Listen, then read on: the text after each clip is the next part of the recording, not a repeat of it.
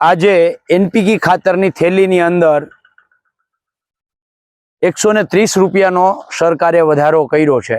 જે થેલી પહેલા 1720 રૂપિયાની આવતી હતી એ થેલી હવે 1850 રૂપિયામાં ખેડૂતોને મળશે।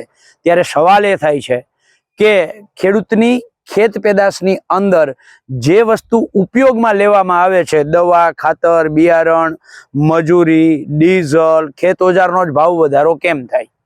આ એનપીકે ખાતરમાં જ 2014 થી 2025 સુધીમાં 350% વધારો થયો છે।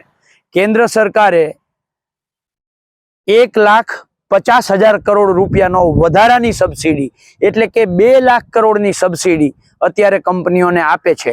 એક બાજુ 2 લાખ કરોડની સબસિડી આપે, બીજી બાજુ 350% ખાતરમાં વધારો થાય એટલે ક્યાંક ને ક્યાંક શંકા જાય છે કે આ સહકાર મંત્રાલય જે ઊભું કરવામાં આવ્યું છે, આ સહકાર મંત્રાલય તિજોરીમાંથી પૈસા ઉપાડે છે અને ખેડૂતોને ચૂસે છે। બેય બાજુથી પૈસા ભેગી કરી અને આખા ભારતના કમલમો બનાવવાનું કામ કરે છે।